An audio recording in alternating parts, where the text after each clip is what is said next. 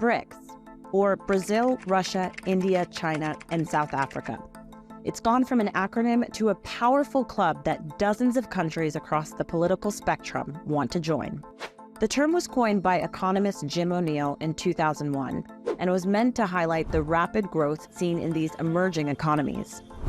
Initially B.R.I.C., the S joined in 2010, extending the group's membership to Africa, to 4 continents, nearly a quarter of global GDP, and about a fifth of world trade. These nations saw their collective voice as a way to exert greater influence in a US-dominated world.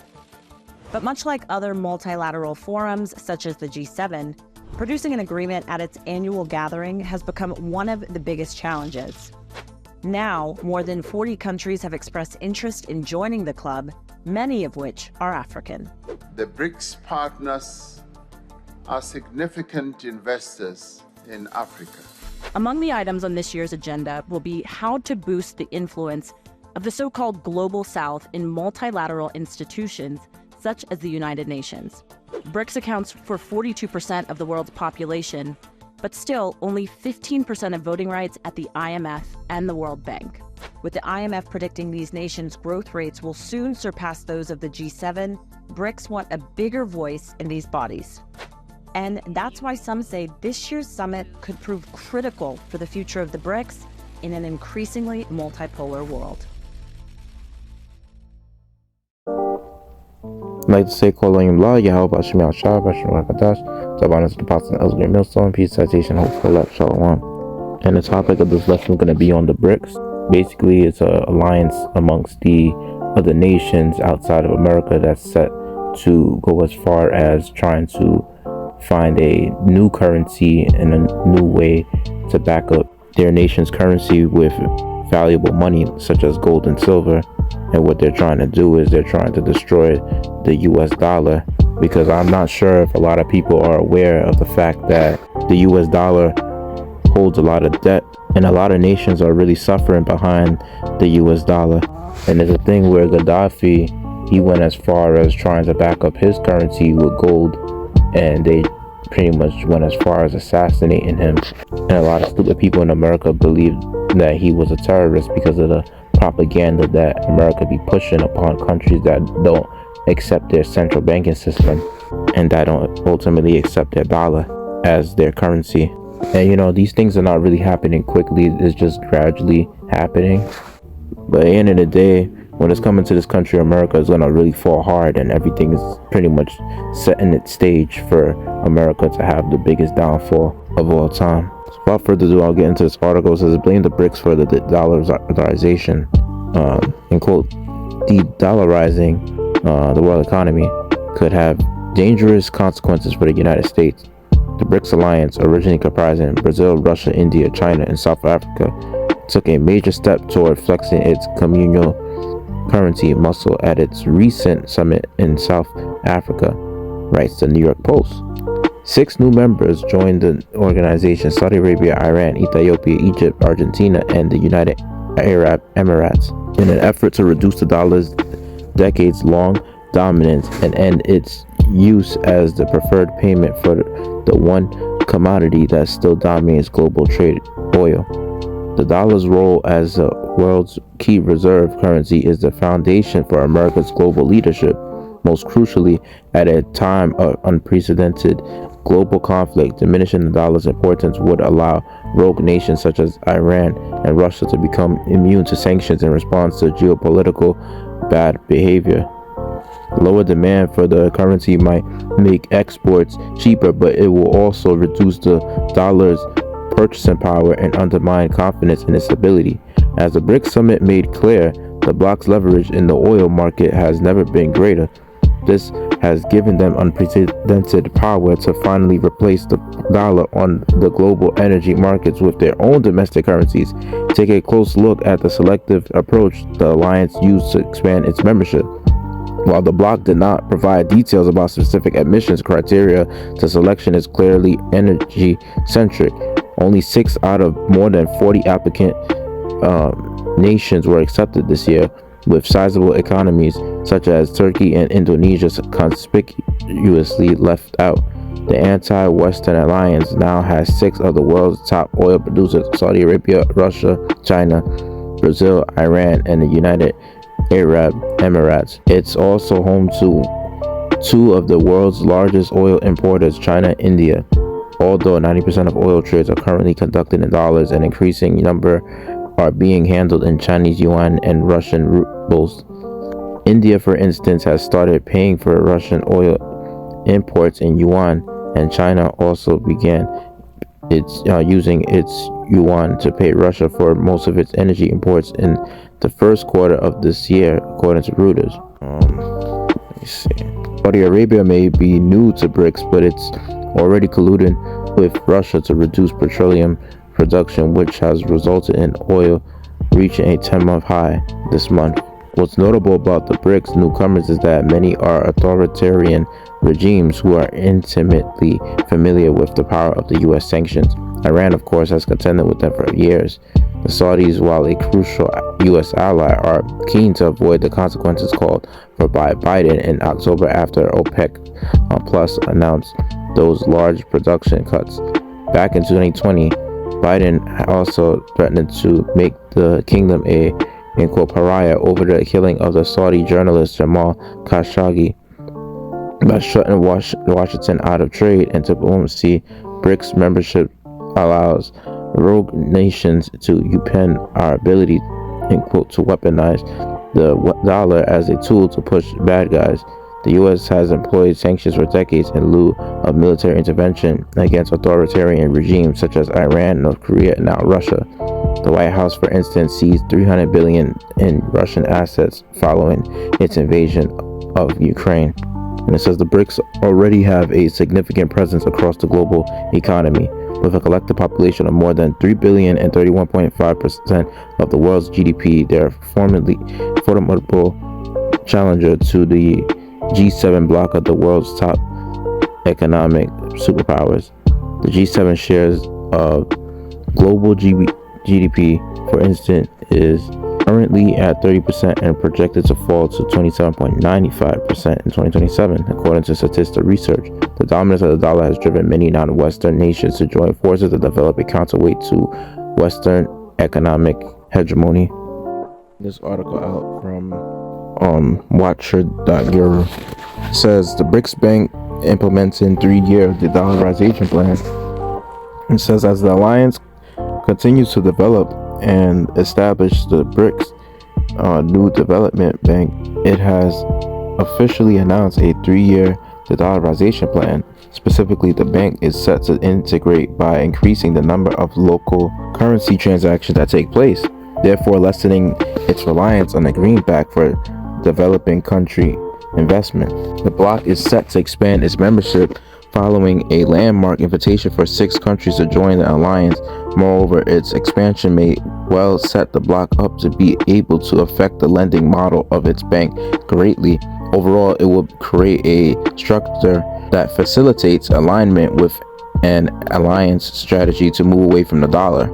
BRICS Bank seeking local currency increase in 3-year plan. The BRICS Economic Alliance has undergone a massive growth period so far this year. Specifically, the bloc is set to introduce Saudi Arabia, United Arab Emirates, Egypt, Argentina, Iran, and Ethiopia to its ranks. Subsequently, the bloc is rethinking how it approaches lending and the structure of its new development bank. Now, the BRICS Inc. has officially introduced a 3-year de-dollarization plan. Specifically, this plan is set to aid in the lending of local currencies to member countries. Therefore, it diminishes the number of transitions that are done in the US dollar. Subsequently, it aligns itself further with what has proven to be a key principle of the collective. It says the Shanghai-based bank was always intended to be made by developing countries for developing countries. Yet to truly be viable, it must continue moving away from 70% of its funds in US dollars. A process is currently implanted in a plan to lessen that figure.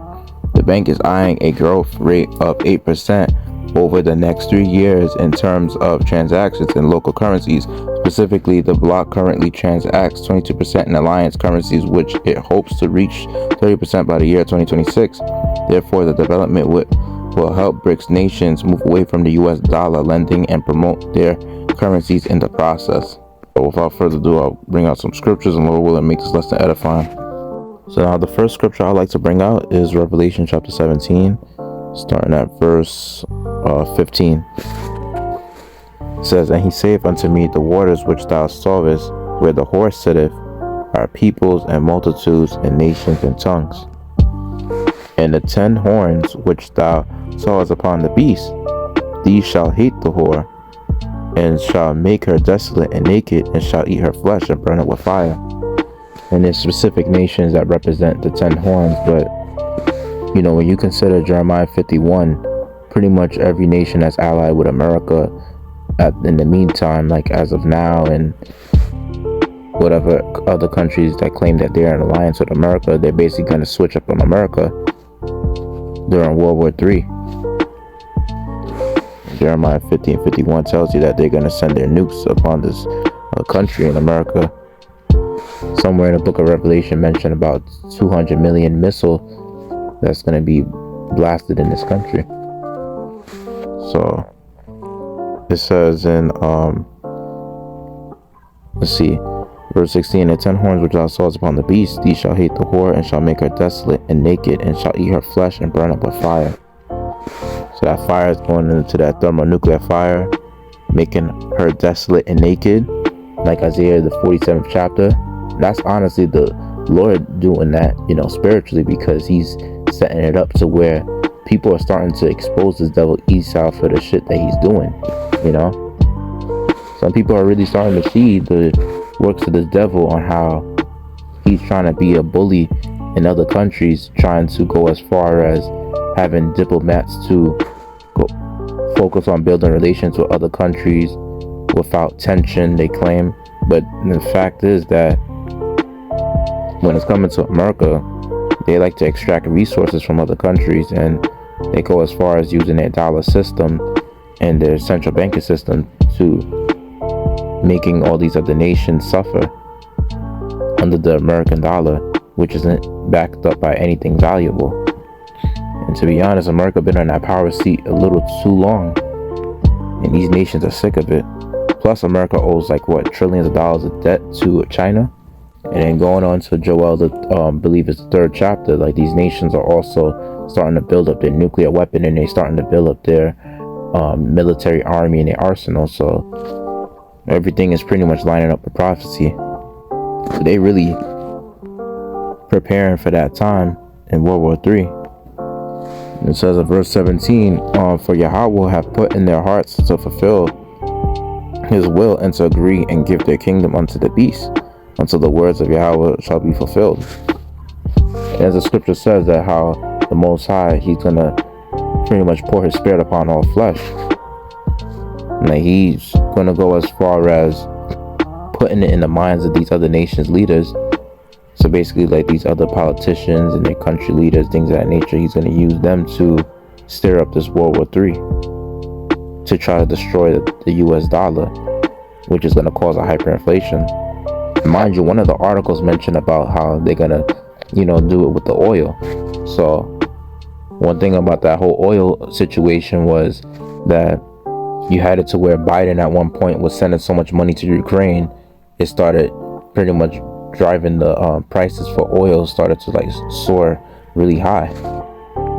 And that started to affect a lot of US truckers, because some jobs really rely on transportation, basically CDL truck driving. And when you work as a freight shipper, you having to ship things.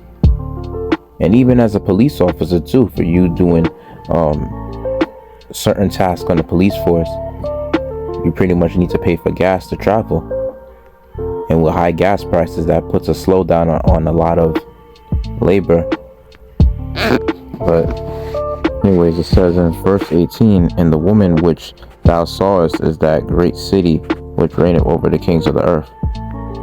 And Isaiah chapter 47 verse 1, you bring that out, says, "Come down and sit in the dust, O virgin daughter of Babylon. Sit on the ground, there is no throne, O daughter of the Chaldeans. But thou shalt no more be called tender and delicate. Take the millstones and grind the meal. Uncover thy locks.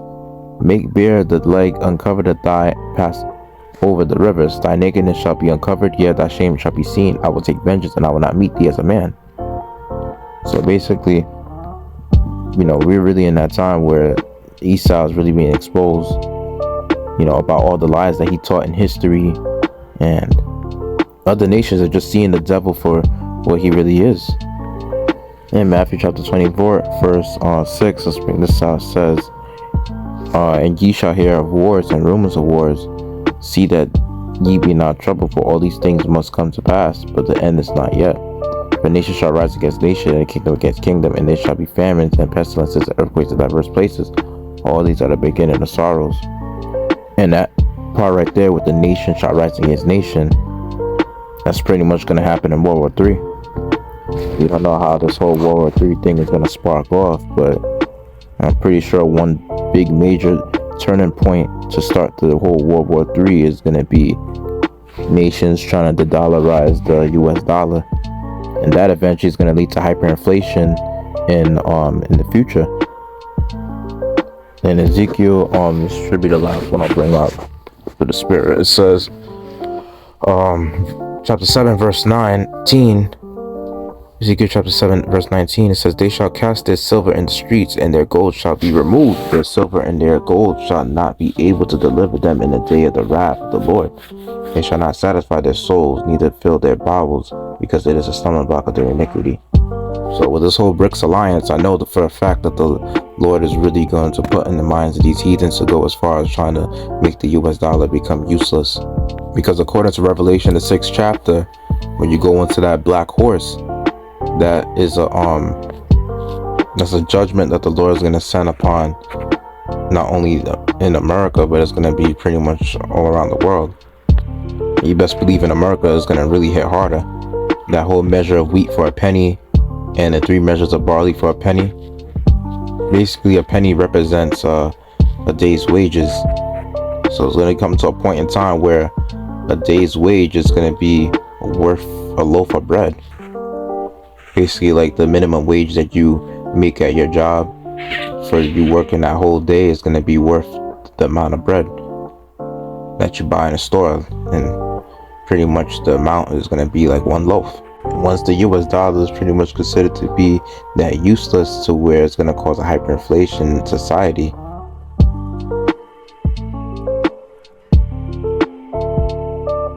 that's just going to lead to more crime. And eventually you're going to have it to where businesses are going to go as far as not doing businesses in the communities where Jake dwells in. And that's going to cause a famine right there, because they see the high increased crime rate, that people are not going to be paying, hundreds of thousands of dollars for one item. Then when you have restaurants and, supermarkets and grocery stores and other delis out of business, that's going to eventually lead to what? A famine. The hyperinflation that happened in Venezuela, that's a very small thing of what's going to come to America. Because these prideful ass people, I know the Lord had it up to here with them. Like, the sins that is pretty much being pushed out in America, the wickedness that you see in America, the scripture said that the Babylon sins have reached, to the heavens. Because the Lord will destroy this country and turn it worse than a third world country. And the Lord's going to put it on the minds of these heathens to go as far as to afflict, the citizens of this country, and to punish this country and its inhabitants for trying to put sanctions in their countries and trying to go as far as extracting their country's resources. America's been doing that for too long, and it's time for payback. But with that, I hope I made this edifying, so I'm going to bring it out there. And with that, I'd like to say, Yasharahla, the B.R.I.C.S Apostle, B.R.I.C.S, Yasharahla, Shalom.